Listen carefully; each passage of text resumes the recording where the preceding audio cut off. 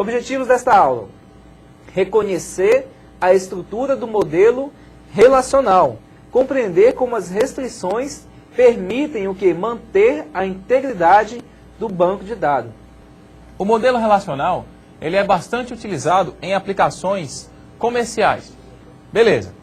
O modelo relacional, na verdade, ele é o mais utilizado atualmente. Ele é largamente utilizado no mercado.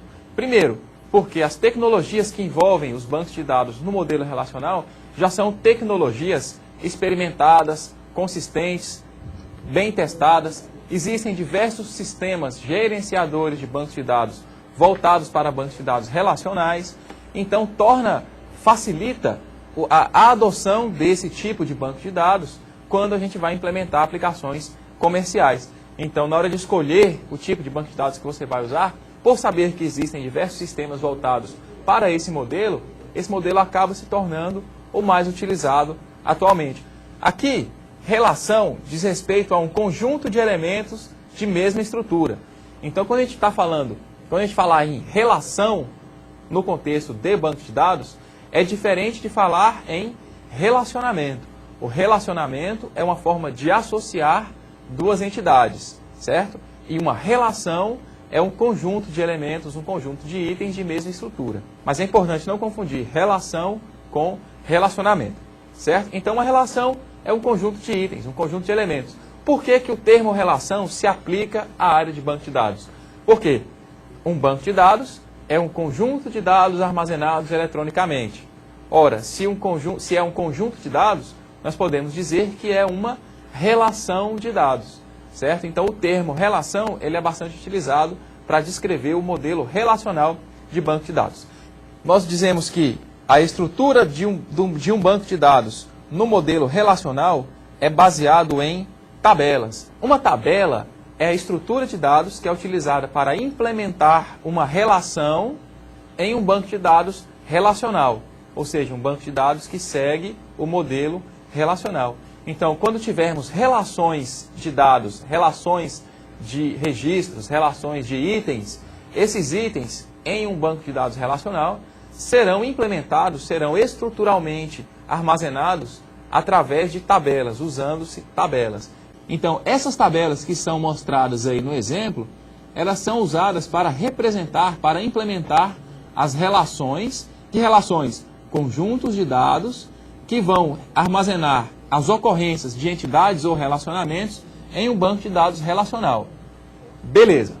Agora nós temos três conceitos aí que são bem parecidos: entidade, relação e tabela. Certo? Entidade é um elemento do domínio da aplicação que vai ser representado no banco de dados. A relação é um conjunto de elementos, a gente pode dizer que a relação seria um conjunto de ocorrências de uma entidade.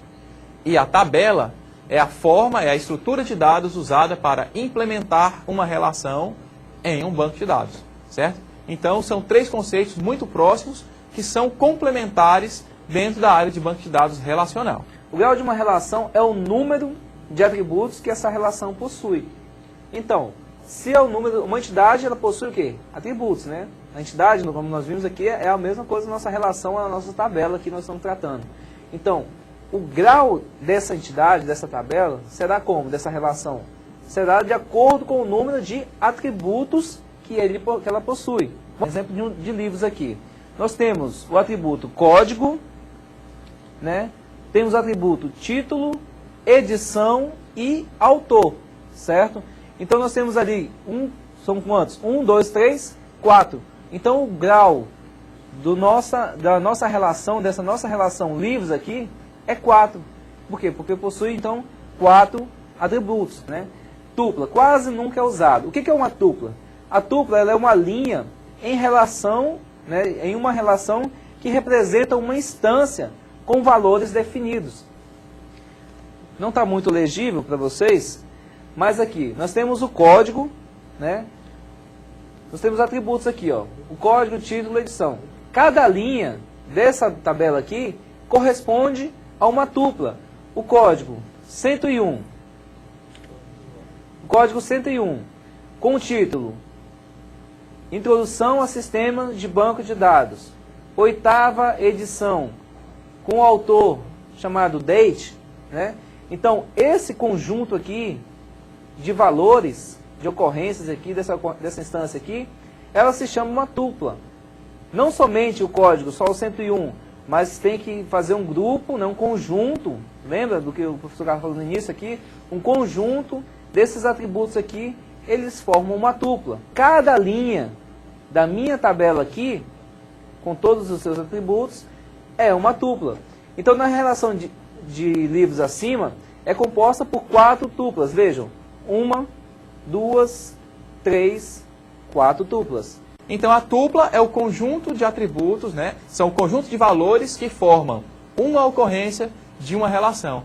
Bom, o esquema de uma relação, ou seja, a estrutura dessa relação, a estrutura de cada uma das tuplas que irá compor essa relação, ela é definida com base em 2 elementos principais.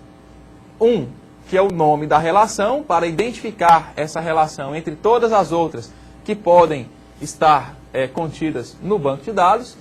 E o elemento principal acaba sendo a lista de atributos. Ou seja, uma lista especificando quais são os atributos que compõem uma tupla, qualquer tupla daquela relação, certo? Então é a estrutura da relação, a gente chama de esquema de uma relação. Então no slide nós temos aqui uma tabela, vamos dizer assim, chamada aluno, certo?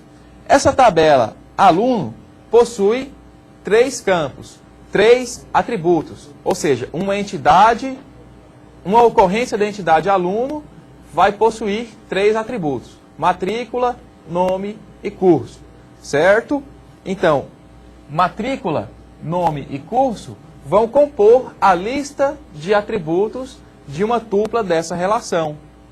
E, no caso, aluno vai ser o nome dessa relação. Essa tupla, ela é identificada por quê? Como é que eu faço para identificar, então, uma tupla? Ela é identificada por uma chave. Acompanhe. A chave, ela é um atributo que permite identificar de maneira única uma tupla em uma relação. Por exemplo, se eu tenho uma tupla, né, uma relação chamada pessoa física, né? Minha tabela, uma relação chamada de pessoa física. Nessa tabela eu vou ter N atributos de uma pessoa. E dentro dela eu tenho um atributo chamado CPF. Esse CPF pode ser usado como a minha chave, né? A minha chave para identificar uma ocorrência única dentro dessa relação pessoa física. Então, a chave permite achar, é um atributo que permite encontrar uma única tupla dentro de uma relação. Ou ainda, nós podemos dizer que a chave é um campo que permite identificar de maneira única um registro dentre todos os registros que compõem uma tabela. E nós podemos dizer ainda que uma chave é um atributo que permite identificar uma instância em particular dentre todas as instâncias, dentre todas as ocorrências de uma entidade no banco de dados. Então aí nós trabalhamos com todos os conceitos do que nós aprendemos até agora, né? Justamente para tentar desmistificar, né? Porque o conceito de chave se aplica em todos esses contextos, falando em relação, falando em entidade, falando em atributo, instância, ocorrência. Uma superchave é um conjunto de um ou mais atributos que, tomado coletivamente, permite-nos identificar unicamente uma entidade no conjunto de entidades. Então eles são não mais apenas uma chave, um atributo único, mas sim um número X de atributos que vão me fazer identificar o quê? Uma instância em específico. Porque muitas vezes, numa tabela, nem sempre você vai ter códigos, né, números que não vão se repetir facilmente. Então você vai ter que combinar para que aquela instância seja referente somente a um determinado item que você deseja, você vai ter que combinar atributos. Uma superchave, não apenas um atributo, mas muitos, mas ainda com a mesma função, identificar uma ocorrência em particular, única, dentro de uma entidade, dentro de uma tabela, ok? Dentro de um conjunto, dentro de uma relação.